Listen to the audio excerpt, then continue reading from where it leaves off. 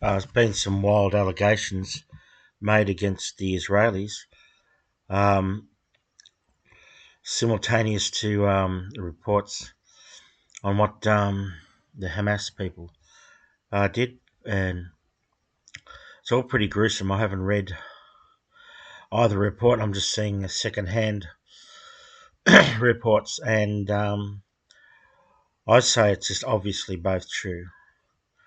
The dog sodomy and all the crazy stuff the sickos did. So what is our angle? What is our angle? Um,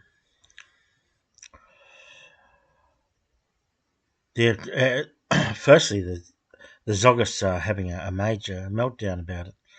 As you'd expect, there's even physical protests outside the New York Times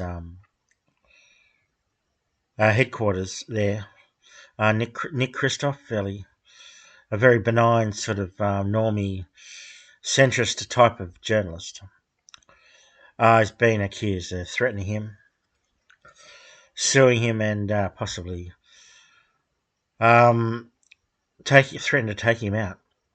Some people on the internet and the Israeli government is going to sue the NYT and Kristof. It's a major drama. It's a major meltdown, hysterical sort of meltdown for them. And yeah, and the Hammer stuff that's been out for a while. It's just all obviously true.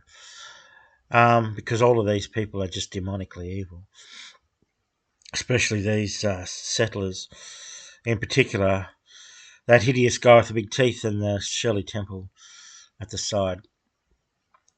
The Israeli, when they published a picture of him, they complained, "He's so grotesque that it's anti-Semitic to publish his picture." I said on a tweet, he looks like something from a morphine-induced nightmare. That's what he does look like. They're obviously demonic and evil, and obviously these Hamas, these Muslims, are demonically evil too. So it's not really a battle for Western civilization. That claim, see, from Melanie Phillips and other people, it's not, is it? I wouldn't call this Western civilization. The Jews and the Muslims and all the Abrahamic ideologies have been hostile to what you call Western values from the Greeks and the Romans, originally from Southern Europe, and the Germans later. Um, the Abrahamics have been hostile to that sort of a world, intellectual world and cultural world. So it really is an antagonistic relationship, and Jews will happily admit that. And of course, Muslims, they don't really have any civilization at all. So, of course, they're hostile to any sort of civilization anywhere. And so it's not that. So they don't support Zionism.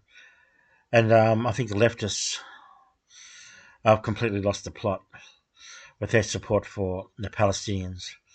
Very barbarous and evil people. They went out and killed a whale shark, those huge sharks that don't attack anyone. Gentle giants of the sea, and they went out and killed it and brought it in and chopped it up and ate it.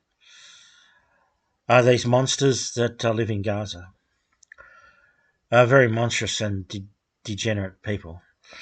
So, yeah, and treat donkeys very bad. The Arabs don't. Never considered giving anything to them. I never give anything to the Gaza. Any donations. They can do one, frankly, and so can the Zionists, the Zogists. The people who are cheering on the Western chauvinists who think this is a war for like a Western civilization, a white civilization, are deluded. That's not what Israel is. I don't want to go into that here too much. But yeah, none of these people are on your side. The invaders, the Zionist invaders, and the locals, the local bumpkins. Stay out. None of this is any of our business, and there's no real ideological war now that the communists are gone. In very small movement, the PLA, Palestinian Liberation. Ghanafani, I think his name is. That's sort of long gone. Gaza is a neoliberal experiment. I saw an article back in 2014. I've never been able to find it. Very neoliberal sort of economy they have there, very right wing. So the leftoids have made a mistake of jumping onto that bandwagon. Let these people rot. I think all of them. These crazed Israelis, these Zogists, and the Arabs there invading. You've got to have some sympathy for the people being invaded, like Aborigines. You've got to have sympathy a bit for them, but not all in.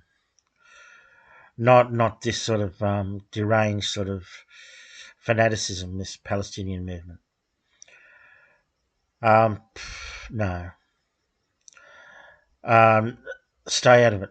Any sensible person in any sensible government or organisation or anything would stay well away from this place. This is not our fight.